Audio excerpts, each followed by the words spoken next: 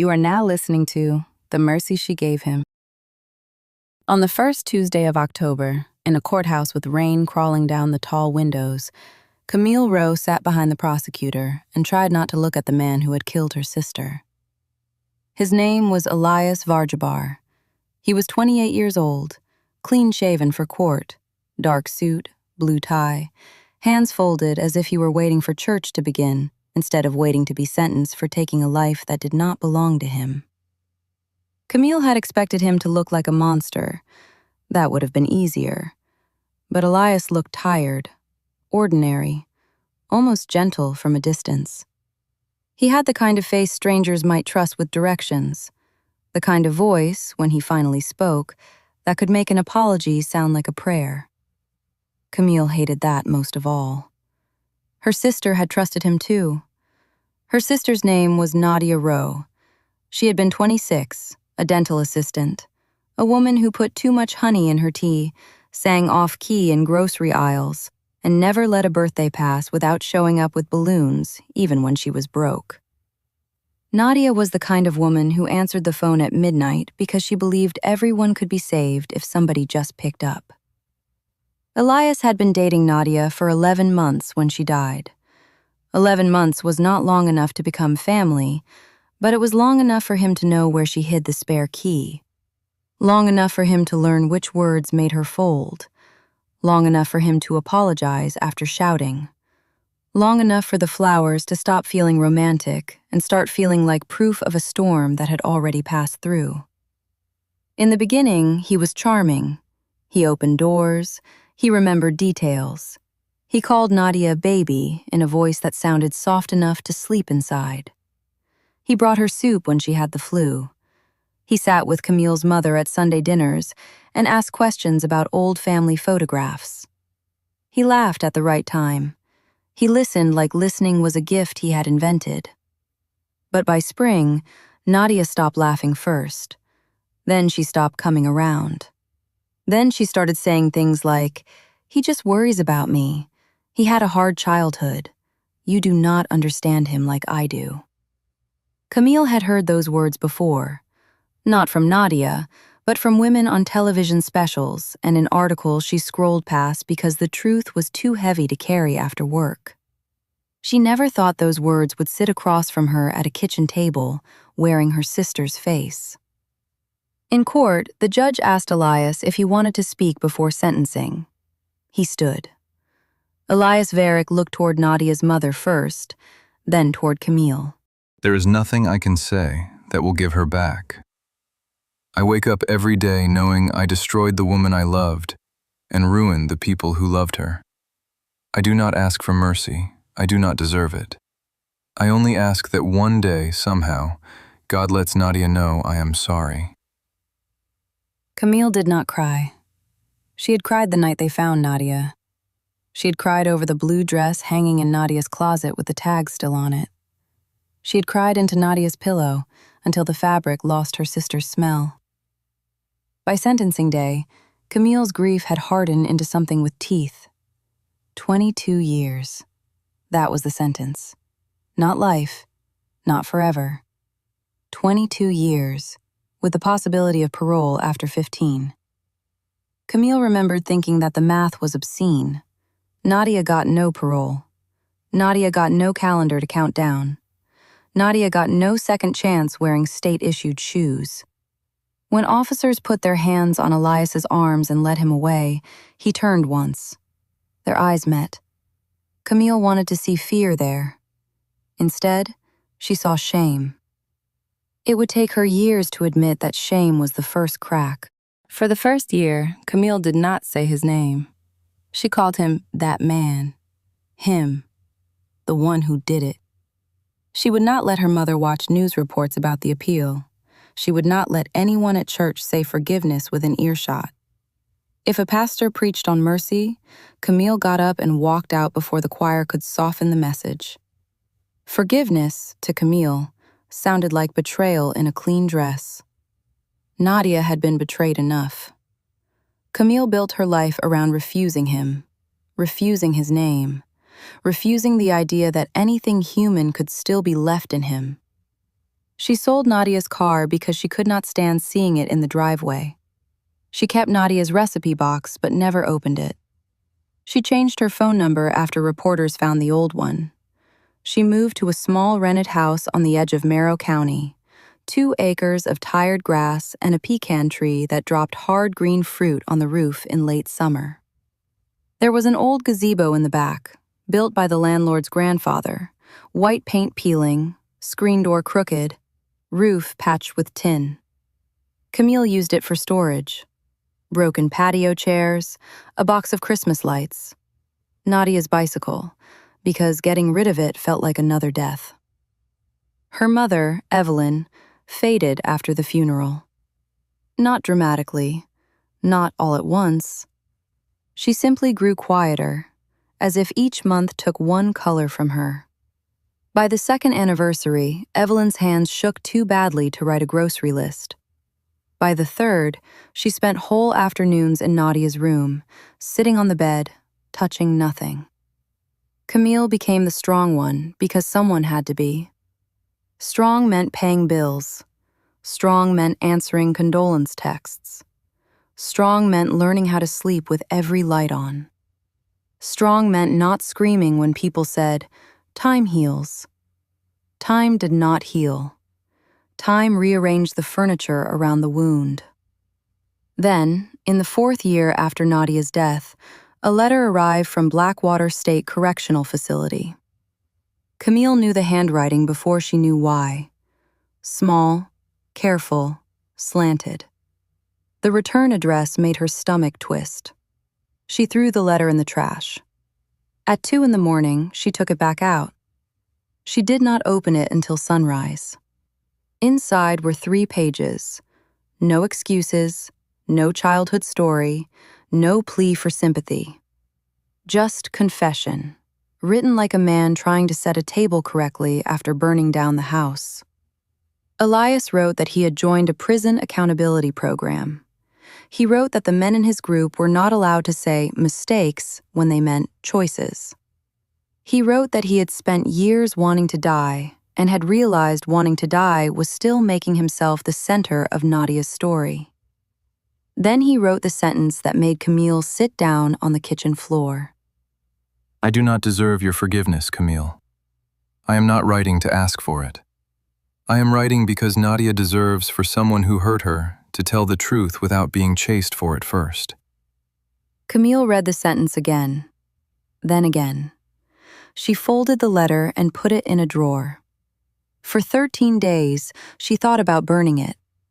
On the 14th, she wrote back. Her letter was 6 lines. I received your letter. I do not forgive you. I do not believe you. Do not write my mother.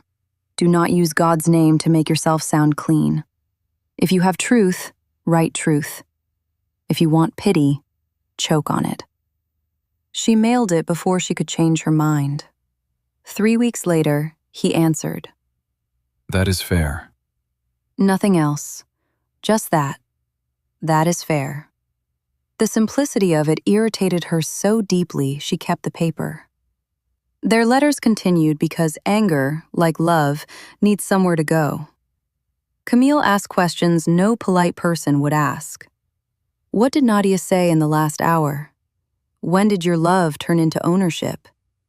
Did you know you were dangerous before she knew? What did you break first, her phone or her spirit? Elias answered slowly. Sometimes a month would pass, sometimes 2. His answers were not polished. He crossed things out. He admitted what he could not remember and what he wished he could forget.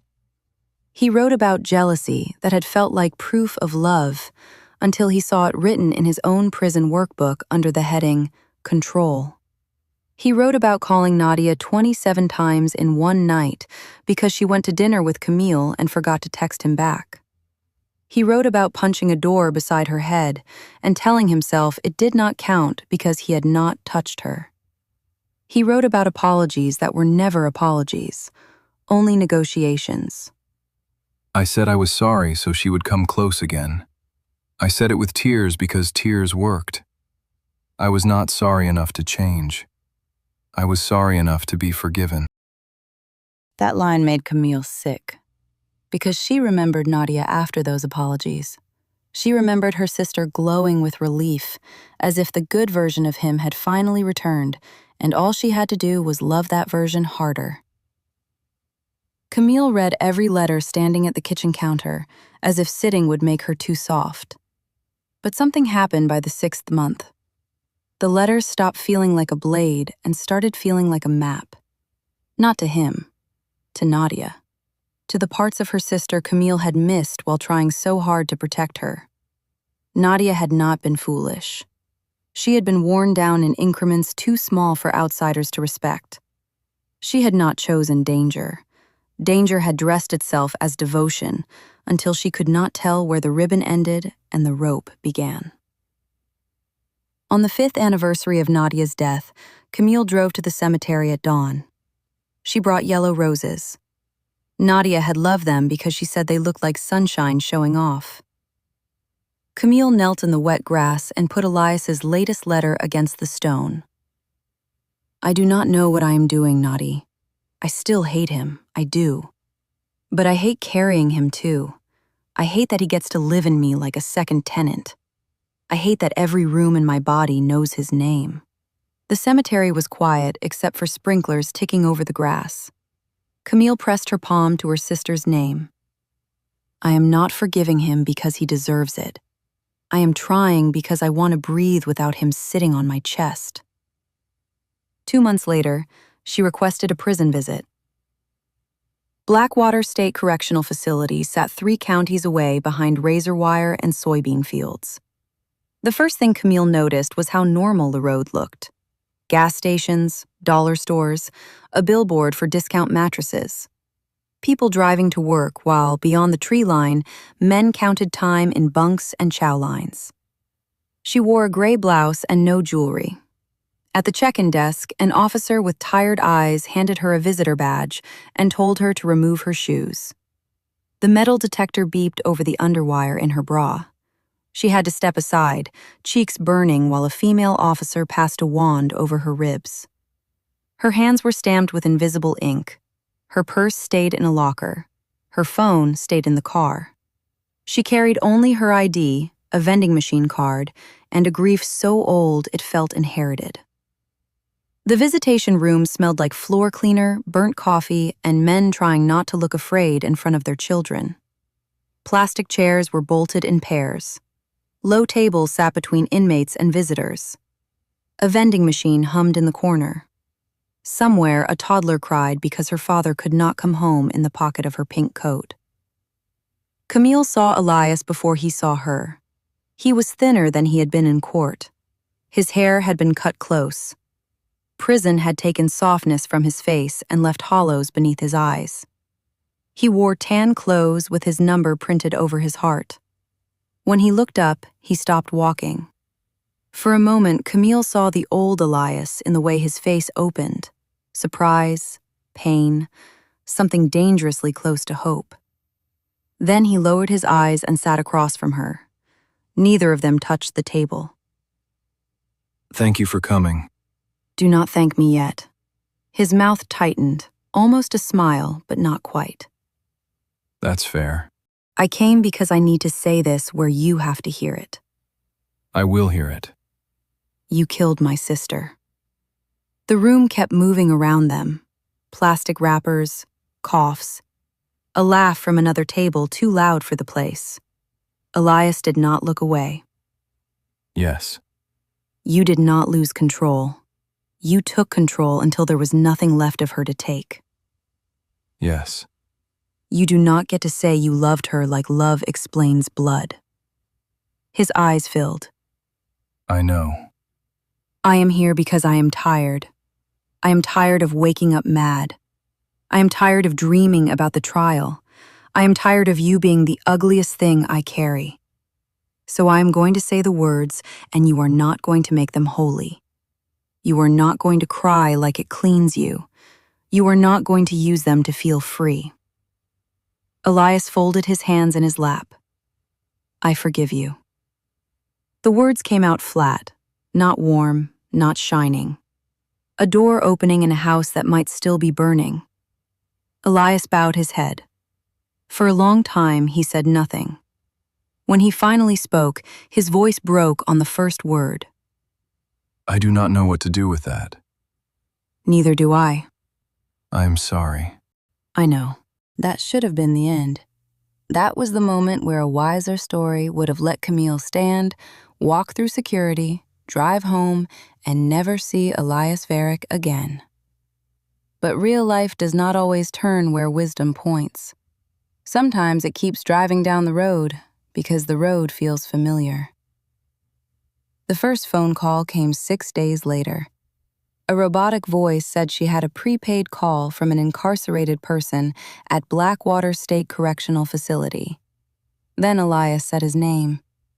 Camille almost hung up. Instead, she accepted. There was a click, a pause, and then the faint roar of prison life behind him. Men talking, a door slamming, somebody laughing too hard. I only have 15 minutes. I wanted to say I am not going to make a habit of calling unless you say it is okay. Then why call? Because after you left, I realized I never asked how you have survived it. The question undid her more than any apology. People had asked how she was.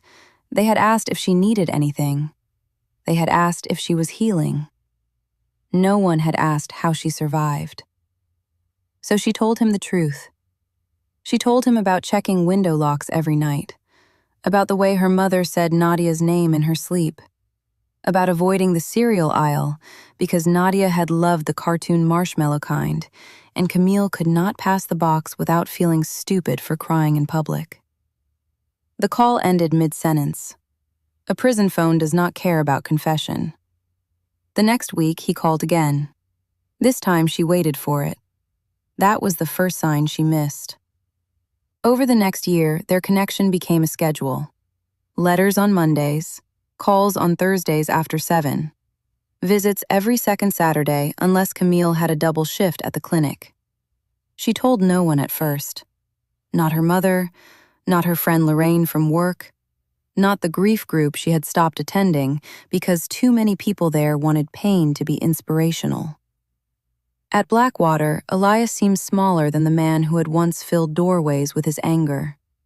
He listened. He asked about Nadia without flinching from the answers. He cried sometimes, but quietly, and never before Camille did. He remembered details about her life that no one else seemed to hold carefully.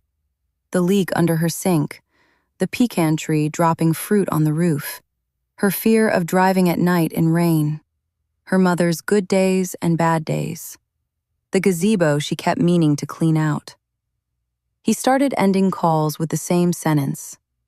Thank you for letting me be accountable to someone who knew her. At first, Camille respected that sentence. Then she needed it. There is an intimacy in being understood at the site of your worst wound. It is not romance at first. It is recognition. It is the dangerous comfort of being seen by the person who helped make you invisible.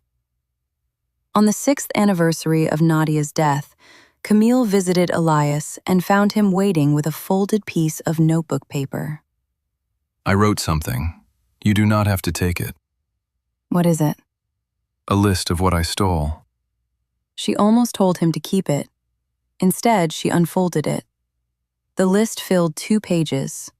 Nadia's birthdays, Nadia's children if she wanted them, Nadia's bad jokes, Nadia's right to leave, Evelyn's old age with both daughters, Camille's ability to trust silence. At the bottom, in smaller handwriting, Elias had written, I stole my own chance to have loved someone without destroying her. Camille read that line 3 times. Then she looked up. Do you still think you loved her? I think I wanted her. I think I needed her to make me feel like I was not what I was. I think I called that love because love sounds better than hunger. And now? Now I think love has to leave the other person whole, even when they walk away. Camille did not know that a sentence could become a bridge. She only knew she walked across it. By the 7th year, Elias became eligible for review under a sentence reduction program tied to prison conduct, education, and restorative justice participation. Camille did not understand the legal language at first. She read every document 3 times. 15 years had once seemed far away. Now, because of credits and petitions and recommendation letters, the future arrived early, wearing official stationery. Elias called her the night he found out. They are reviewing me. For release? Possibly. Not tomorrow, not soon, but yes. The prison noise behind him sounded louder than usual. Are you scared? I am terrified. Of what? Of wanting life too much. Of forgetting what I did once the air is free. Camille closed her eyes. She should have heard the warning hidden inside the poetry. Instead, she heard humility. That is how danger returns sometimes, not with a shout, with a sentence that sounds self-aware enough to be safe. When the parole board asked for victim family statements, Camille refused to participate. She said no prison sentence could measure a child. Camille wrote a letter. She did not say Elias deserved freedom. She said she had witnessed accountability. She said she believed people could change when change cost them something. She said Nadia had loved Mercy, and Camille was trying to honor her without forgetting her. Lorraine read the letter over lunch in the clinic parking lot and stared at Camille as if she had become a stranger. Lorraine would later say she heard the whole future in that letter and could not stop it. But that afternoon, she only said one thing. Camille, baby, forgiveness does not mean access. Camille folded the letter. You do not know him like I do now. The words left her mouth before she recognized them. They were Nadia's words, wearing Camille's voice. Elias was released on a gray morning in March, 10 years and 4 months after Nadia's death.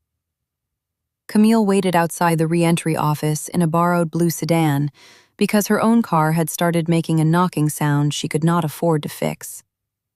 He came out carrying one clear plastic bag, 2 pairs of socks, a state ID, a worn Bible, a folder of certificates, 3 letters from Camille, folded soft at the creases. He stood on the curb and looked at the sky like it might fall on him. For a second, Camille saw not the man from court, not the man from prison, but a man almost erased by fluorescent light and time. She got out of the car. He did not move toward her until she nodded. Then he walked slowly, stopping a few feet away. I will understand if you change your mind. Get in the car. He cried when they passed a grocery store. He cried harder at the sound of a child laughing outside a gas station. At a red light, he looked at his hands. Everything is loud. You will get used to it. I do not want to get used to all of it. She reached across the console and touched his wrist. Not his hand. Not yet. Just the wrist, where his pulse jumped beneath her fingers. He looked at her with such raw gratitude that she felt chosen by it. That was the second sign. Gratitude can look like love when someone is starving. And Camille had spent so many years feeding grief, she mistook being needed for being safe. No landlord in Merrill County wanted Elias. No employer wanted his application once the background check came back. No church wanted the complicated ministry of sitting a confessed killer near widows and teenagers. Camille told herself she was being practical. The gazebo had electricity if she ran an extension line. The old daybed could fit against the back wall. She bought a space heater, a secondhand microwave, a small dresser from a yard sale, and curtains thick enough to give him privacy. She told Elias it was temporary. He said temporary was more than he deserved. For the first months, he was careful in a way that made everyone else seem careless. He took the trash out before she asked. He fixed the porch rail. He cleaned the gutters. He cooked beans and rice because he said he did not trust himself with too many choices yet. He attended meetings at the reentry center on Tuesdays and Thursdays. He applied everywhere: warehouse, car wash, feed store, landscaping crew, night janitor at the school district. Doors closed. Camille pushed harder. She called managers. She asked favors. She let people talk down to her because pride seemed like a luxury compared to redemption. Finally, a man named Mr. Hodge at a tire shop gave Elias 3 days a week sweeping bays, stacking tires, and answering to men half his age who watched him like he might crack open at any moment. When Elias came home with his first paycheck, he laid it on Camille's kitchen table. Rent. You do not have to give me all that. I want to pay what I owe. You cannot pay what you owe. Silence fell.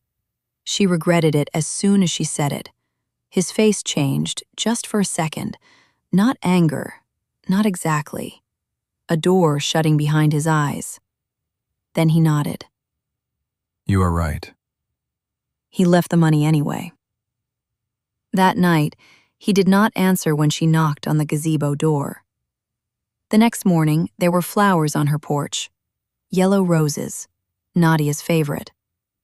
Camille stood over them, unable to decide whether they were apology, memory, or trespass. She brought them inside. That was the third sign. Love did not arrive like lightning. It arrived through routine. Coffee on the porch before Camille's morning shift. Elias walking her to the car when fog sat low over the yard. Late dinners when he came home smelling of rubber and soap. Long talks from opposite sides of the kitchen table. One night in August, rain hit the roof hard enough to drown the world. Camille burned cornbread and started laughing because Nadia had once set off the smoke alarm making toast. Elias laughed too, then stopped when Camille stopped. It is okay. I do not know when I am allowed to remember her without stealing from you. Maybe we can remember her differently. He looked at her then, not with hunger, at least not hunger she recognized, with wonder, like she had handed him a life with both hands and he was afraid of dropping it. He kissed her in October, 3 years after his release, 13 years after Nadia's death. On the back porch, beneath the pecan tree, while moths beat themselves against the yellow light. He asked first. Can I? Camille said yes, because consent made the moment feel clean. The kiss was gentle. So gentle she cried afterward. Elias backed away immediately. Did I hurt you? No. Are you sure? You did not hurt me. What she did not say was worse. You made me feel alive in the place where my sister died. By winter, he moved from the gazebo to the spare room. By spring, he moved into her bed. Camille told herself she was not replacing Nadia. She was proving evil did not get the final word. She was making something holy from the ruins. That was what she told herself. And for a while, the lie wore white. The first shout came over a phone charger. It was a small thing. So small it embarrassed Camille later. Elias had asked if she moved his charger. She said no. He asked again. She laughed because she thought he was joking. His voice snapped so hard the room seemed to flinch. Do not laugh at me when I am asking you a question. Camille froze with a dish towel in her hand. For 1 second, she saw Nadia standing in the same kitchen years earlier, eyes lowered, explaining why Elias did not like being teased when he was stressed. Then Elias looked horrified. I am sorry. Camille, I am sorry. That was old behavior. I heard it. I heard it as soon as it came out. He stepped back. He put both hands against the wall. He breathed like they taught him in reentry counseling. 4 counts in, 6 counts out. It is okay. No, do not say that. It is not okay. His accountability soothed her fear before her fear could finish speaking. That was the fourth sign. The second shout came 3 weeks later, then the apology, then 2 good months. That pattern was old enough to have fingerprints. By the following year, Elias had a full-time job at the tire shop. He also had a temper he called stress, suspicion he called fear, and silences he called needing space. He started asking who texted her. Not demanding, just asking. At first. He started standing in the doorway when she was on the phone with Lorraine. He said he liked hearing her voice. Then he said Lorraine had never trusted him and probably wanted him gone. He began missing meetings at the reentry center because work wore him out. He stopped answering his sponsor's calls because, he said, he was tired of being treated like a forever criminal. He came home one night smelling like whiskey. Camille stared at him from the kitchen. "You said you do not drink." I said I did not drink in prison. "Do not twist words with me." I am not twisting anything. I had 1 beer with the guys. It is never 1 beer when someone says it like that. His jaw tightened. There it was again. The door behind his eyes. You've been waiting on me to mess up so you can feel right about loving me. That is not fair.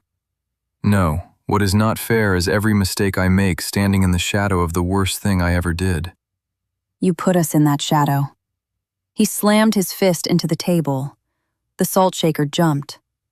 Camille's whole body remembered before her mind did. Elias stepped back, pale. I did not touch you. The sentence was a grave opening. Because Nadia had once said the same thing. He did not touch me. As if the wall beside her head had volunteered to be punched. In the second year of their relationship, Elias disappeared for 2 days. He left after an argument about money and came back on Sunday morning with red eyes, dirty jeans, and a story about driving until his head got quiet. Camille did not sleep the whole time he was gone. She called hospitals, then hung up before giving his name. She drove past the tire shop at midnight. She checked the gazebo like he might have gone backward into the life she first gave him. When he returned, relief hit her before anger. That frightened her. You cannot do that. I needed space. You do not get to vanish and call it space. I was trying not to hurt you. Leaving hurts me. Everything hurts you when I do it. The words landed soft. That made them worse. He looked exhausted, bruised by life, punished by his own history. Camille wanted to hold him and shake him and run from him all at once. Instead, she made coffee. He showered. They ate toast in silence. By noon, he was crying into her lap. I do not want to be him again. Camille stroked his hair. Then do not be. She said it like choice was a door and love was enough to keep it open. But doors close, especially the ones people refuse to stop walking through. Nadia came back to Camille in dreams. Not every night, only when Camille was lying to herself. In the dreams, Nadia stood at the end of a hallway wearing the blue dress with the tag still on it. She never spoke at first. She only looked sad. Camille would wake angry. Do not judge me from the grave. She said it into the dark once, and then covered her mouth because the cruelty of it shocked her. She visited Nadia's grave less after she and Elias became lovers. At first, she said it was because work was busy. Then because the cemetery made Elias spiral. Then because she no longer knew what to say. On the 15th anniversary of Nadia's death, Camille went alone. She brought yellow roses and stood there for 20 minutes, unable to kneel. I do not know how to explain this to you. Wind moved through the cemetery trees. I think I love him. The words sounded worse outside her body. I know what he did, I know. But I also know who he became after. I know the man who sits with Mama on bad days. I know the man who keeps a list of harm in his wallet. I know the man who cries when he hears your song at the grocery store. Her voice broke. Please do not hate me. Behind her, a car slowed on the cemetery road. Camille turned. Elias sat behind the wheel of her car. She had not told him where she was going. He lowered the window. I got worried. Camille looked from his face to her sister's grave. How did you know I was here? Where else would you go today? It sounded tender. It sounded like knowing. It was also surveillance with flowers in its mouth. That was the 5th sign. The last year began quietly. That is what people misunderstand about endings. They expect thunder. Mostly, it is paperwork. Missed bills, unanswered texts, a broken cabinet door, a bruise covered with a cardigan because explaining takes more strength than hiding. Elias never became violent all at once. He advanced like weather. A hand gripping her arm when she tried to leave the room. A shove into the pantry door that he called blocking her. A phone thrown hard enough to break, but not hard enough to hit her. Then one night, after Lorraine called and Camille stepped outside to speak privately, Elias grabbed the phone from her hand. Why are you whispering? Give me my phone. Why are you whispering, Camille? Because I am tired of you standing over every conversation I have. His eyes went cold. I stand over conversations because people are waiting to take you from me. No one can take me. I am not property. He laughed once. Not loud. That would have been less frightening. You all say that until you leave. Nadia's words, years ago, returned like a match struck in a sealed room. He is scared I will leave. Camille stepped backward. You need help. I needed help when I came out and you made yourself my whole world. I gave you a place to stay. You gave me hope and then acted surprised when I could not live without it. It was the closest he had come to naming the thing inside him. Not love. Need with its hands around the throat. Camille drove to Lorraine's house that night. She stayed on the couch, awake until dawn, while Lorraine sat in a chair across from her like a guard. You know what this is. Camille stared at the blanket over her knees. I thought if he could tell the truth about Nadia, he could tell the truth about himself before it got here. Telling the truth is not the same as changing it. In the morning, Camille called a hotline from Lorraine's bathroom. She spoke softly so the house would not hear. The advocate helped her make a plan. Pack documents. Change passwords. Do not announce leaving during an argument. Tell trusted people. Use a code word. If weapons are in the home, do not try to remove them alone. Camille wrote everything down. For the first time in years, she felt Nadia beside her not as judgment, but as warning. She went home 2 days later because leaving is often not one door, but several. She told Elias they needed time apart. He cried. Then he got quiet. Then he agreed. He moved back to the gazebo. For 3 weeks, he was perfect. That was the 6th sign. Perfection after terror is not peace. It is bait. On May 18th, Camille met Elias at a diner off Route 9 because public places felt safer. The waitress called everyone honey and kept refilling coffee neither of them drank. Elias looked clean, tired, sincere. He had started attending meetings again, he said. He had called his sponsor. He had found a counselor who worked with men who use control and abuse. That is good. I want to do this right. This cannot be about getting me back. It is not. It has to be about you becoming someone who does not hurt people, whether I am there or not. He nodded. I know. She wanted to believe him. Not because she was foolish, because believing him meant her years of mercy had not been wasted. Because if Elias could still become good, then maybe Camille had not betrayed Nadia.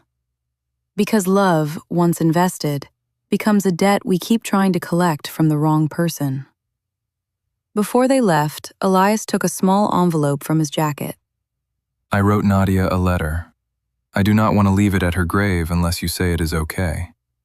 Camille did not touch the envelope. What does it say? That I did it again. Not the same way, but close enough that I scared myself. That I am sorry for using her sister's mercy like proof I was healed. Camille looked at him. There, for one moment, was the man she thought she had loved. Not clean, not innocent, but honest. Keep it. Bring it to your counselor. Will you come with me sometime? Number. His face barely changed, but it changed. I cannot be your witness anymore. Then what am I supposed to do with all this truth? Live it when no one is clapping. She walked out before he did. Her hands shook all the way to the car. That night he sent 14 texts. She answered none. The next morning he sent one. I understand. I am going to give you space. For 6 days he did. On the 7th, he disappeared. He missed work. He missed counseling. His sponsor called Camille. Lorraine told her not to answer unknown numbers. Camille changed the locks on the house and slept with a chair under the back doorknob, even though every true crime show she had ever watched told her a chair was not safety. It was only evidence of fear. On May 31st, she filed for a protective order. The clerk was kind but tired. Camille filled out the forms with a black pen chained to the counter. Relationship to respondent. She paused. Boyfriend looked too small. Former partner looked too clean. Sister's killer looked too impossible for the box. She wrote, former intimate partner. Incidents of violence or threats. There was not enough space. She attached pages. When she left the courthouse, the sky was bright and cruelly blue. Her phone buzzed. Unknown number. She let it ring. Voicemail arrived. For 3 hours, she did not listen. Then she sat in her car outside the clinic, doors locked, and pressed play. There was wind on the recording. Then Elias. I am not angry. I know that is what everybody will say. I am not angry, Camille. I am hurt. There is a difference. You made me believe there was a life after what I did. You made me believe I could be more than the worst thing. And now you are leaving me there, alone. A pause. He breathed hard. I cannot go back to being only that man. The voicemail ended. Camille sent it to Lorraine. Lorraine called immediately. I am okay. Do not go home alone. I need clothes for work tomorrow. Camille, I will be fast. That was the decision everyone would later hold up to the light. Why did she go back? Why did she go alone? Why did she think fast was safe? Because her toothbrush was there. Because her work shoes were there. Because leaving a life still requires socks. Because danger is not always cinematic when you are standing inside it. Sometimes it is an errand squeezed between shifts. Because she was tired.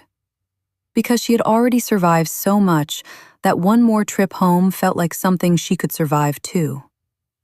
Camille arrived at the house at 6:42 p.m. The sun was still up.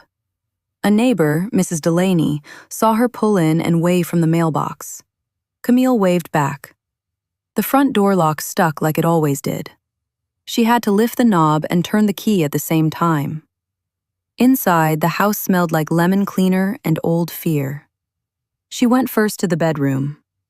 Work shoes, 3 blouses, medication, passport.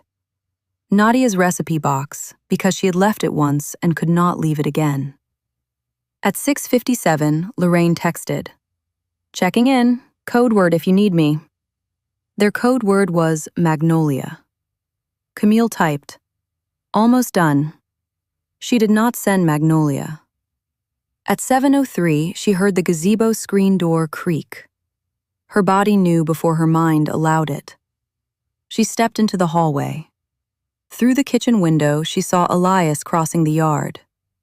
He looked calm. That was the worst part. He had shaved. He wore the green shirt she bought him for his first Thanksgiving after release.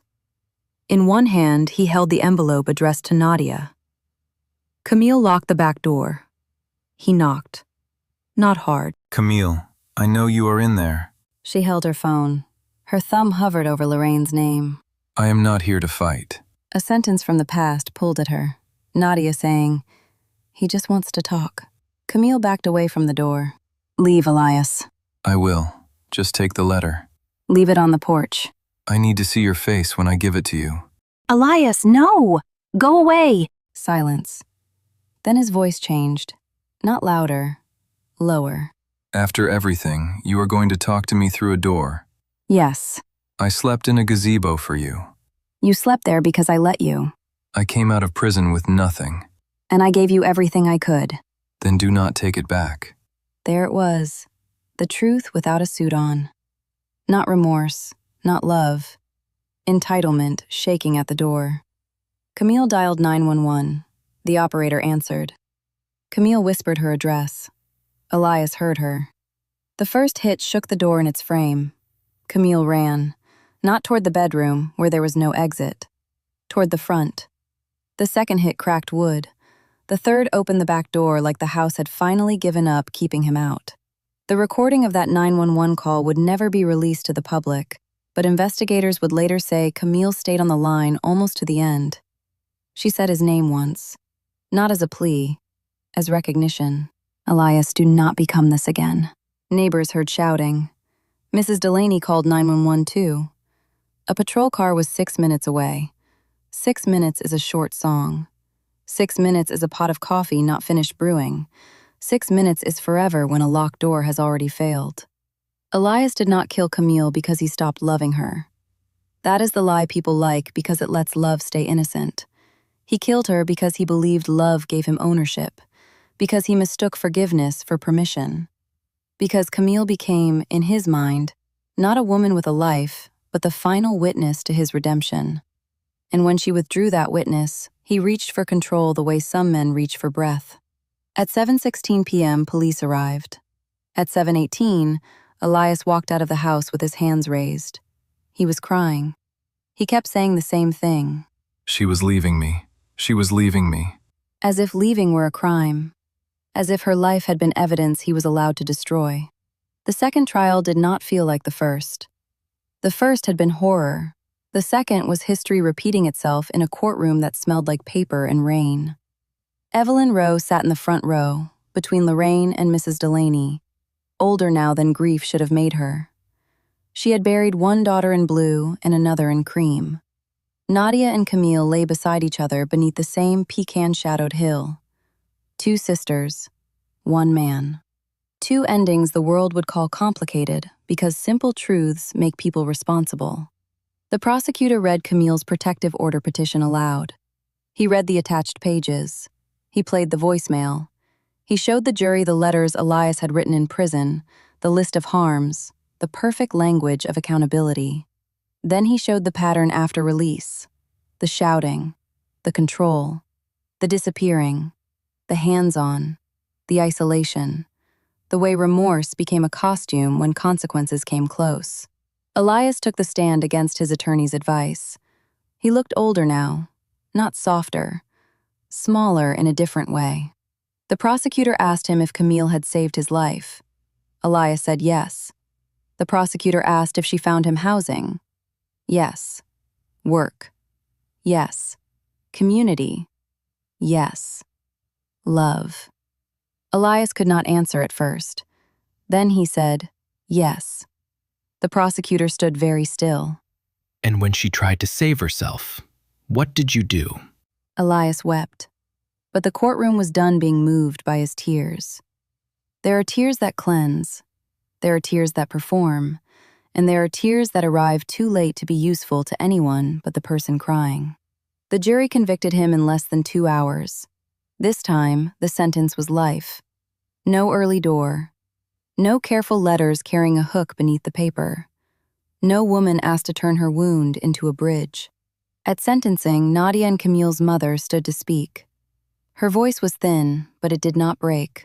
My daughters were not lessons for him. They were not steps in his journey.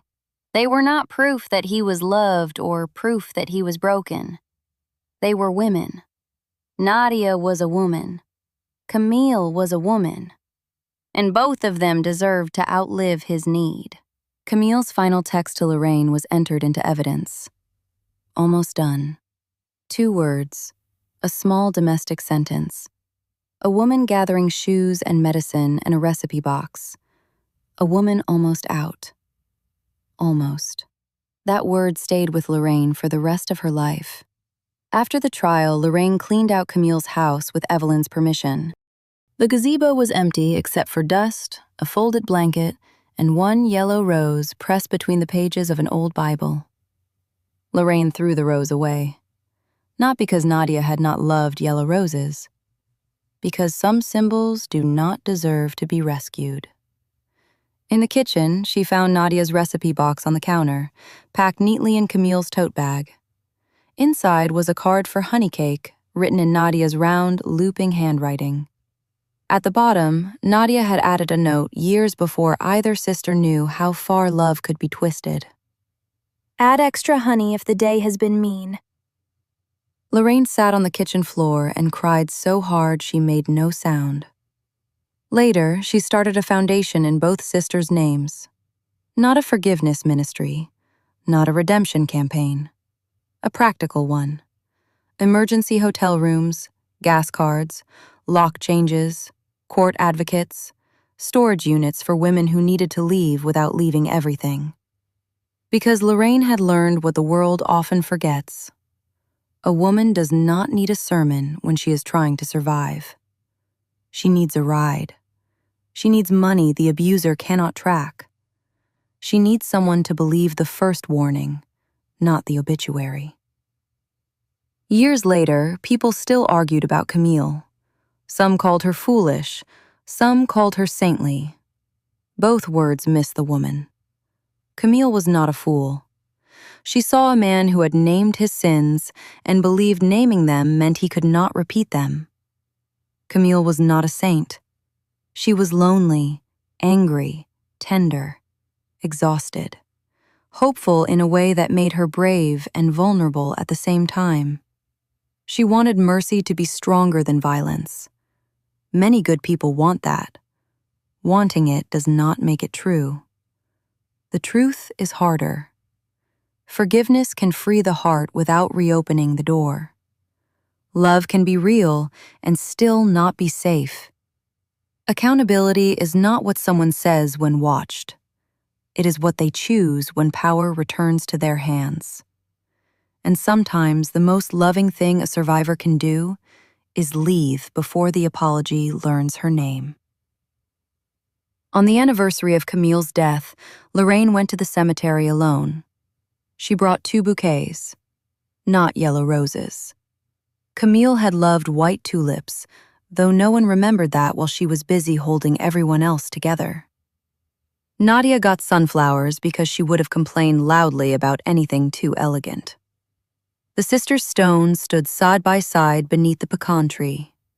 Nadia Rowe, beloved daughter, beloved sister, a light that laughed.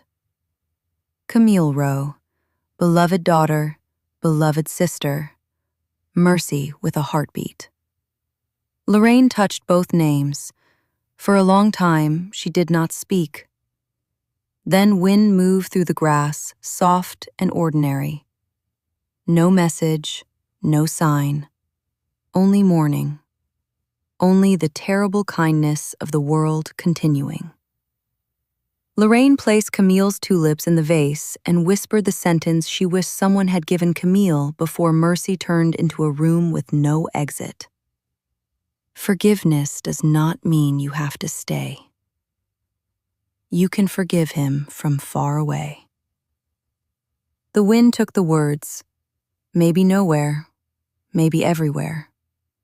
And somewhere beyond the court files, beyond the prison walls, beyond the arguments people have when they want tragedy to be simple, Nadia and Camille Rowe remained what they had always been. Not warnings, not headlines, not the women he killed. sisters, daughters, whole lives. And the story, if it must be told, should not end with him. It should end with Camille packing a recipe box. It should end with Nadia adding extra honey. It should end with Lorraine changing locks for women she has never met. It should end with a mother saying both names out loud. It should end with the truth that arrived too late, but may still arrive in time for someone else. Forgiveness is not a key you owe anybody, and no one who truly loves you will ask you to unlock the door that saves your life. This is the end of The Mercy She Gave Him. Thank you for listening to a Quiet Cabin production